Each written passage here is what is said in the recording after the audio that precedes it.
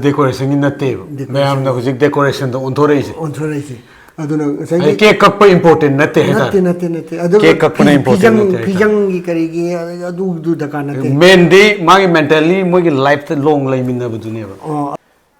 Krum jare me. Si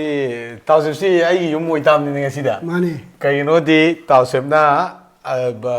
so ai ko ro so ra cha thoki bagi. Tausem na ai nem nuai yo ba adi matik tung ta haibiro ne keno ge khoi luhongbai matang do luhongbagi meaning dom ta aina khangjaba du dagi tausem na upgrade tau gi bu luhongbai matang da Luhongba se aina sum thi halaman de kai sum hangaga ado lu amadagi lu amada hongba nga su hai yum amadagi yum amada ga hongapado aduda aina sum thirakanda lu haibasi kokse koina lurin kain haidana lu hongba haibasi kok hongmani haibasi khalakpanida maramdi kok hongbidriba kangbu se leisabi pakhang oina leiba matam sida angang je ai khungup leiro adu ta leidra mai saulang ai ipa gi senthok kayam leige adu ai baba na huji ai gi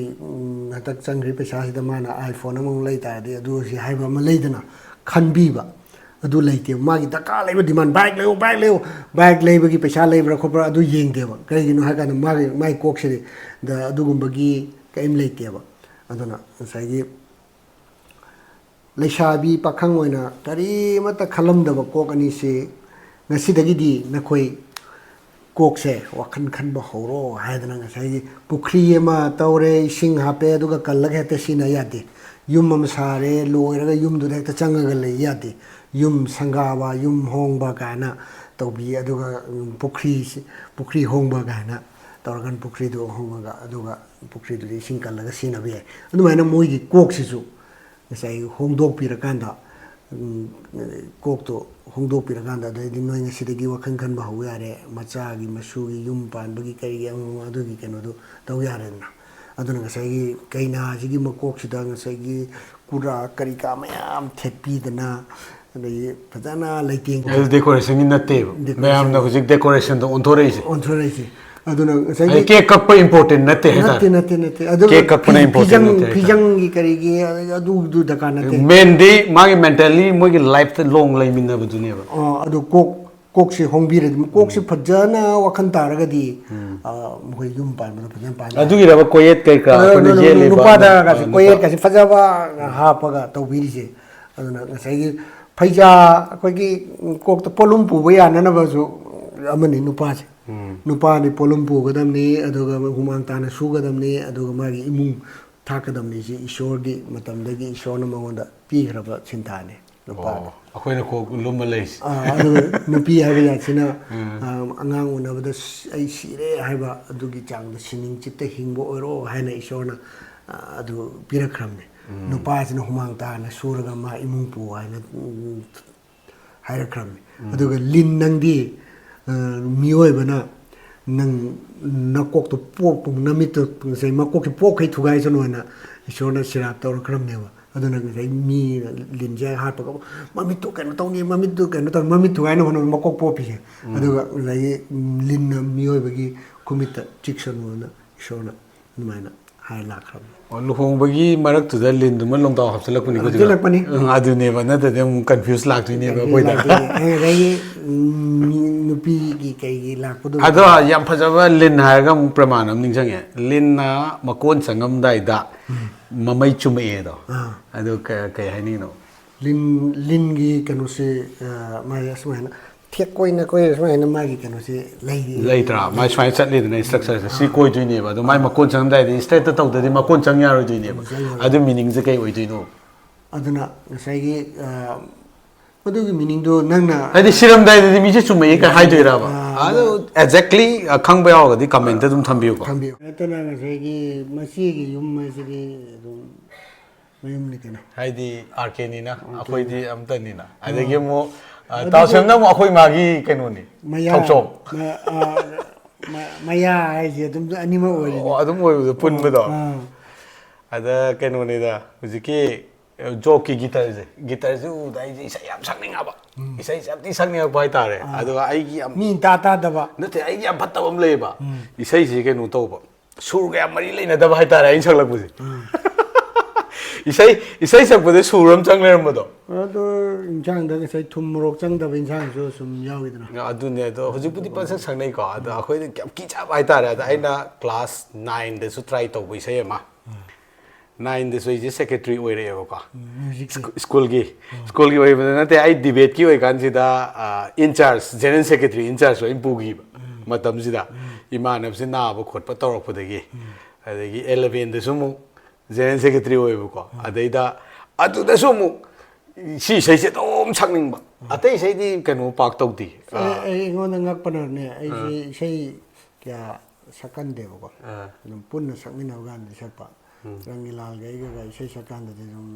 ꯃꯤꯅ ꯑꯩꯁꯦ ꯏꯁꯩ ꯌꯥꯝ ꯍꯩꯅꯒ ꯁꯛꯄ ꯃꯥꯟꯕ ꯑꯗꯣ ꯑꯩꯅ ꯑꯩꯁꯤꯅ class 8ꯇ ꯃ꯭ꯌꯨꯖꯤꯛ ꯁꯦꯀ꯭ꯔꯦꯇꯔꯤ ꯑꯣꯏꯔꯝꯃꯦꯕ ꯃ꯭ꯌꯨꯖꯤꯛ ꯁꯦꯀ꯭ꯔꯦꯇꯔꯤ ꯑꯗꯣ ꯉꯁꯥꯏꯒꯤ ꯏꯁꯩ ꯀꯩꯀꯥ ꯌꯥꯝ ꯄꯥꯝꯃꯨꯕꯒꯤ ꯀꯩꯅꯣꯁꯨ ꯅꯠꯇꯦ ꯑꯗꯣ ꯉꯁꯥꯏꯒꯤ ꯀꯂꯥꯒꯤ ꯀꯩꯅꯣꯗꯣ ꯌꯥꯎꯕꯒꯤ ꯑꯣꯏꯔꯝꯕ ꯇꯥꯏꯅ ꯈꯜꯂꯦ ꯑꯗ ꯑꯩꯅ ꯌꯥꯝ ꯉꯥꯡꯉꯤꯁꯤꯅ ꯗꯤꯕꯦꯠ ꯁꯦꯀ꯭ꯔꯦꯇꯔꯤꯗꯩ ꯍꯧꯔꯛꯄꯩꯔꯥ ꯑꯣꯏꯗꯣꯏꯅꯦ ꯗꯤꯕꯦꯠ ꯁꯦꯀ꯭ꯔꯦꯇꯔꯤꯁꯦ ꯑꯩꯅ ꯄꯥꯝꯃꯦꯅ ꯑꯣꯏꯈꯤꯕꯅꯦꯕ ꯃꯇꯝꯗꯨ ꯀ꯭ꯂꯥꯁ 9ꯗ ꯑꯗꯨꯒ ꯏꯟꯆꯥꯔꯖꯄꯨꯗꯤ ꯖꯦꯅꯔꯦꯜ ꯁꯦꯀ꯭ꯔꯦꯇꯔꯤꯒꯤꯁꯨ ꯑꯩꯉꯣꯟꯗ ꯄꯤꯈ꯭ꯔꯦꯕ ꯑꯩꯈꯣꯏꯒꯤ ꯍꯦꯗ ꯃꯥꯁꯇꯔꯗꯨꯅꯀꯣ ꯑꯗꯒꯤ 11ꯗꯅ ꯑꯃꯨꯛ ꯖꯦꯅꯔꯦꯜ ꯁꯦꯀ꯭ꯔꯦꯇꯔꯤ ꯑꯣꯏꯀꯥꯟꯁꯤꯗꯁꯨ ꯁꯤꯒꯤ ꯏꯁꯩꯁꯤꯗꯅꯦꯕ ꯑꯩꯅ ꯁꯛꯅꯤꯡꯈꯤꯕꯁꯦ ꯑꯗ ꯑꯩꯅ ꯌꯥꯝ ꯀꯤꯕ ꯍꯥꯏꯇꯥꯔꯦ ꯁꯨꯔꯗꯨ ꯇꯥꯗ꯭ꯔꯒꯗꯤ ꯑꯗꯒꯤ ꯄꯣꯠꯁꯦ ꯇꯥꯗ꯭ꯔꯒꯗꯤ ꯀꯤꯃꯟꯗꯅ ꯑꯗꯨꯝ ꯁꯛꯈꯤꯗ꯭ꯔꯦ ꯑꯗꯣ ꯉꯁꯤꯗꯤ ꯌꯥꯝ ꯁꯛꯅꯤꯡꯉꯛꯄ ꯉꯁꯥꯏ ꯗꯤꯕꯦꯠ ꯍꯥꯏꯔꯒ ꯋꯥꯔꯤ ꯑꯃ ꯅꯤꯡꯁꯤꯡꯉꯦ ꯁꯤ ꯈꯣꯏꯔꯥꯛꯄꯝꯒꯤ ꯏꯌꯥꯝꯕ ꯁꯛꯇꯤꯅ ꯂꯩꯈꯤꯗ꯭ꯔꯦ ꯂꯥꯏ ꯑꯣꯏꯈ꯭ꯔꯦ ꯃꯥꯁꯤ ꯏꯝꯐꯥꯜ ꯆꯠꯅꯤ ꯗꯤꯕꯦꯠ ꯇꯧ ꯂꯩꯔꯝꯕ ꯑꯗꯨꯗ ꯑꯁ ꯗꯤꯕꯦꯠꯁꯦ ꯑꯃꯨꯛ ꯌꯥꯎꯒꯦ ꯁꯤꯅꯦ ꯃꯥꯅ ꯑꯗꯨꯗ ꯑꯁ ꯀꯥꯏꯗ ꯌꯥꯎꯔꯣꯏꯗ ꯃꯤ ꯊꯥ ꯑꯃꯅꯤ ꯋꯥꯠꯂꯤꯉꯩꯗ ꯆꯦ ꯊꯥꯗꯅ ꯀꯩꯗꯧ ꯇꯧꯔꯦ ꯅꯪ ꯉꯁꯤ ꯐꯠꯂꯥꯎ ꯆꯪꯉꯒ ꯍꯦꯛꯇ ꯌꯥꯎꯒꯦ ꯌꯥꯕ꯭ꯔꯅꯦ ꯑꯩꯗꯤ ꯑꯁꯥ ꯊꯥꯛꯄ ꯂꯝꯗꯒꯤ ꯅꯤꯡꯊꯧꯈꯣꯡꯗꯒꯤ ꯑꯗꯒꯤ ꯂꯥꯛꯆꯕꯅꯤ ꯑꯩ ꯗꯤꯕꯦꯠ ꯌꯥꯝ ꯄꯥꯝꯖꯕ ꯑꯗ ꯑꯩ ꯑꯃꯨꯛꯇꯗꯤ ꯌꯥꯎꯍꯟꯕꯤꯌꯨ ꯈꯣꯠꯂꯨ ꯃꯥꯅ ꯉꯤ ꯇꯛꯄꯁꯦ ꯍꯦꯟꯃꯟꯕꯅ ꯌꯥꯎꯍꯜꯂꯖꯥꯠꯅꯤ ꯑꯗꯨ ꯃꯥꯅ ꯑꯣꯄꯣꯁꯇ ꯉꯥꯡꯕꯖꯥꯠꯅꯤ ꯌꯨ ꯊꯛꯄꯅ ꯍꯛꯆꯥꯡ ꯁꯣꯛꯍꯜꯂꯤ ꯍꯥꯏꯕꯖꯥꯠꯅꯤꯗ ꯑꯗꯨꯗ ꯃꯥꯅ ꯌꯨ ꯊꯛꯄꯅ ꯍꯛꯆꯥꯡ ꯁꯣꯛꯍꯜꯂꯤꯁꯦ ꯀꯌꯥꯝ ꯊꯛꯄꯗꯅꯣ ꯒ꯭ꯂꯥꯁ ꯑꯃ ꯊꯛꯄꯗ ꯂꯤꯛꯂꯤ ꯑꯃ ꯊꯛꯄꯗ ꯗ꯭ꯔꯣꯞ ꯑꯃ ꯊꯛꯄꯗ ꯀꯌꯥꯝ ꯊꯛꯄꯗꯅꯣ ꯀꯥꯏꯅ ꯃꯥꯅ ꯌꯦꯠꯈꯥꯏꯗꯅ ꯃꯥꯅ ꯐꯥꯁ ꯇꯥꯏ ꯃꯥꯅ ꯌꯦꯠꯂꯒ ꯑꯩ ꯑꯃ ꯍꯥꯏꯔꯛꯀꯦꯕꯀꯣ ꯑꯩ ꯌꯥꯝ ꯅꯣꯛꯅꯤꯡꯕ ꯑꯃ ꯍꯥꯏꯔꯛꯀꯦ ꯑꯩꯅꯁꯨ ꯑꯩꯅ ꯀ꯭ꯂꯥꯁ 11 ꯇꯝꯃꯤꯉꯩꯁꯤꯗ ꯑꯩꯅ ꯖꯦꯅꯔꯦꯜ ꯁꯦꯀ꯭ꯔꯦꯇꯔꯤ ꯁ꯭ꯀꯨꯜꯒꯤ ꯑꯣꯏꯕꯁꯤꯗ ꯑꯉꯥꯡ ꯃꯌꯥꯝꯁꯤ ꯄꯨꯔ ꯆꯠꯂꯒ ꯃꯃꯤꯡꯁꯦ ꯊꯥꯖꯤꯜꯂꯝꯃꯒ ꯑꯝꯇ ꯊꯣꯛꯂꯛꯇ꯭ꯔꯕ ꯑꯗꯩꯗꯤ ꯑꯩꯁꯦ ꯁꯨꯝ ꯑꯩꯈꯣꯏ ꯁ꯭ꯀꯨꯜ ꯃꯃꯤꯡ ꯀꯧꯔꯒ ꯁꯨꯝ ꯊꯣꯛꯂꯛꯇꯕꯁꯤꯗ ꯏꯀꯥꯏꯔꯛꯑꯦꯕꯀꯣ ꯑꯗꯒꯤ ꯑꯉꯥꯡꯁꯤꯡꯁꯤꯗ ꯑꯩꯅ ꯌꯥꯝ ꯌꯥꯎꯍꯜꯂꯛꯄꯁꯦ ꯀꯝꯄꯤꯇꯤꯁꯟꯁꯦ ꯌꯥꯎꯅ ꯏꯟꯁꯤꯜꯂꯒ ꯌꯥꯝ ꯌꯥꯎꯍꯜꯂꯒ ꯑꯩꯈꯣꯏ ꯏꯁꯩꯒꯤꯒꯁꯦ ꯌꯥꯝ ꯌꯥꯎꯍꯜꯂꯦ ꯏꯁꯩꯗꯗꯤ ꯌꯥꯝ ꯇꯥꯔꯛꯑꯦ ꯑꯩꯈꯣꯏ ꯕꯤꯀ꯭ꯔꯝ ꯀꯥꯏꯅ ꯂꯩ ꯑꯩ ꯅꯤꯡꯁꯤꯡꯕꯗ ꯑꯗꯩ ꯕꯥꯁꯤꯈꯣꯡꯗꯩ ꯑꯉꯥꯡ ꯑꯃ ꯂꯩ ꯃꯃꯤꯡ ꯀꯥꯎꯈ꯭ꯔꯦ ꯃꯥꯏ ꯃꯃꯤꯡꯗꯤ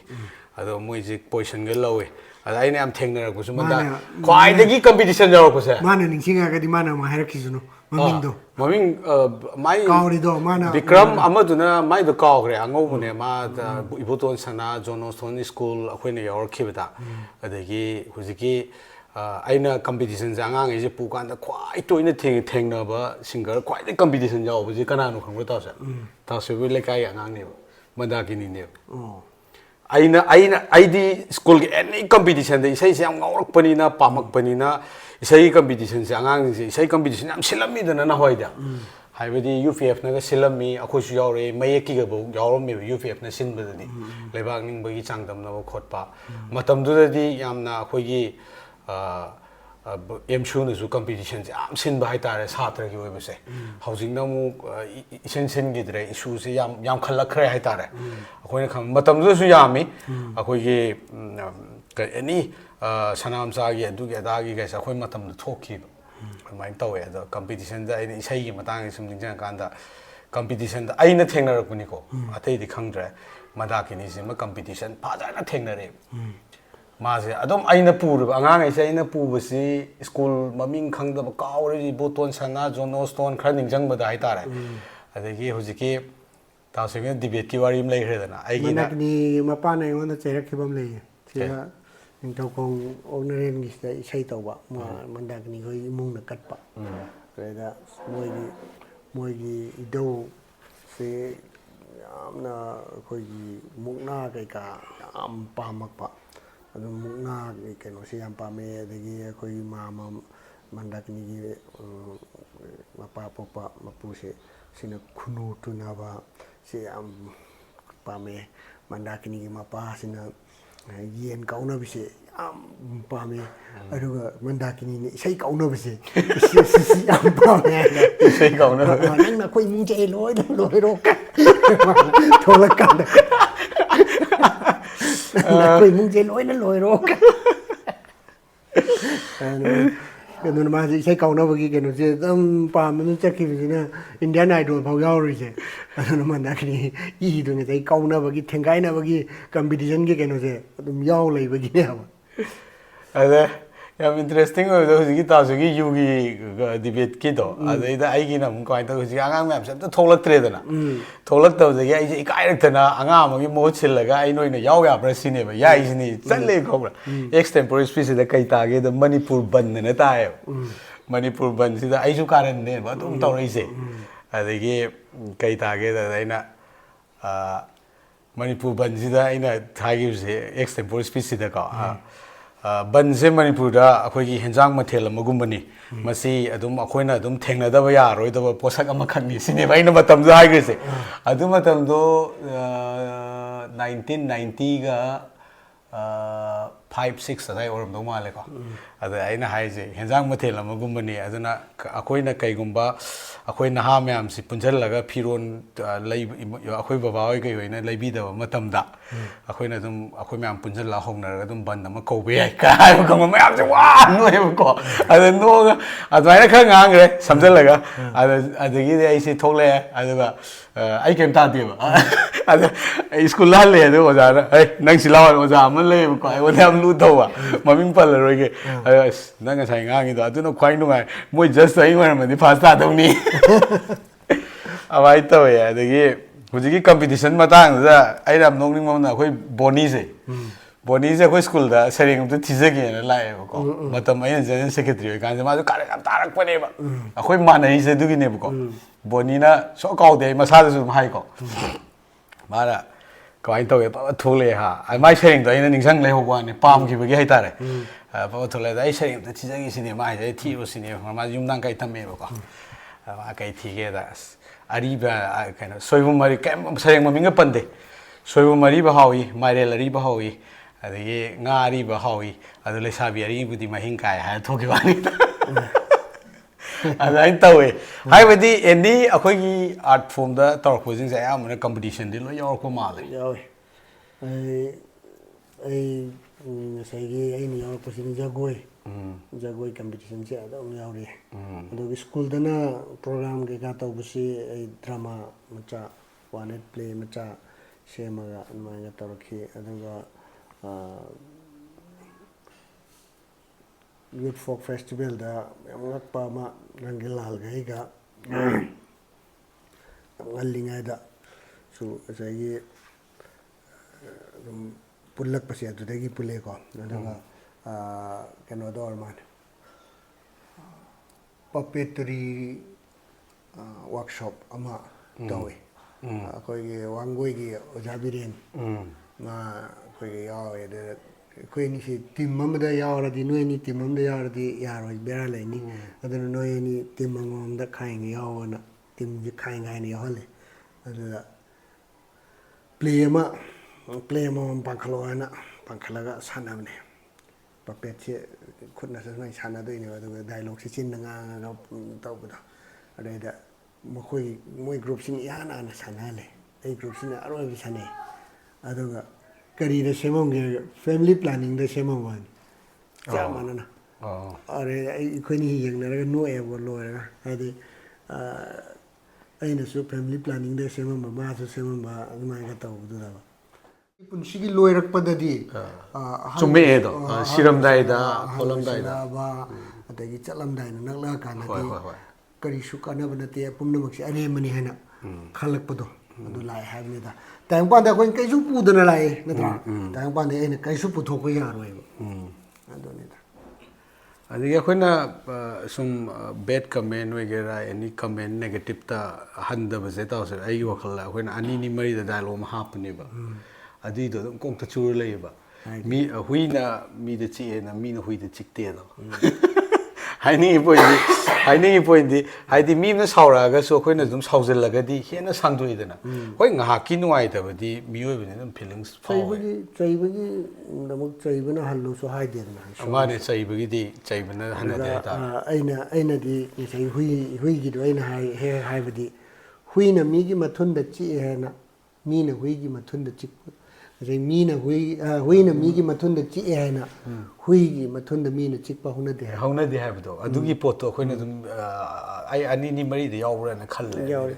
adi dialogue te so adai akoina angang mana thatpa khara palla ba hai tare angang gi mana da thabak thi ba hona de kai du yam nungai gi ba oi gi matam du da ada yeng tam ne anova dialogue thogla ga di anova haidi form se akoina mung dialogue te ngawr la edana haidi cinematic vision de gi dialogue ne ngawr la khram ne aina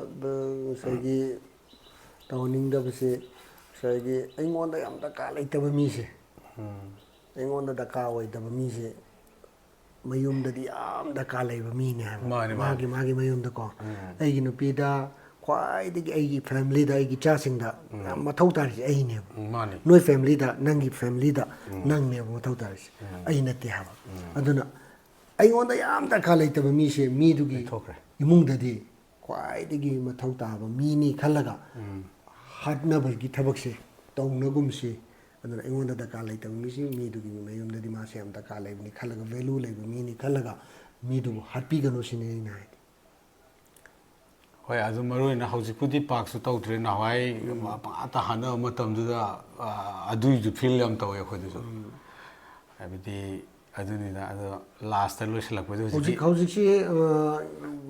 intha ba ya du se lan ji intha ya du se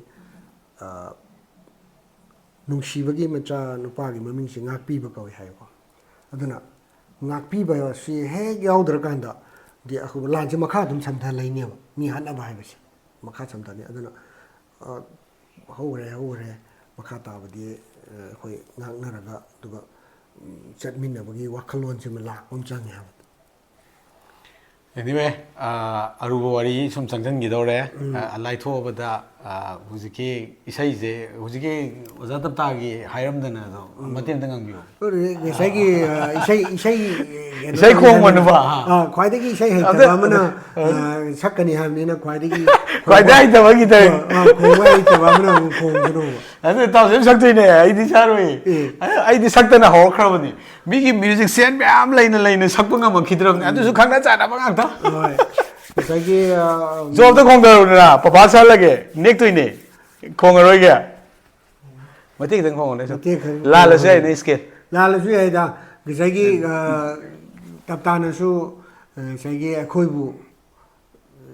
sai yam nungsina tau na ba ngak ni khan ba kang mu ne du lo ma bu so khoina promote tau za ni nungsi bani na ma gi sai ma tem sak si law ai ju tamakke law gang law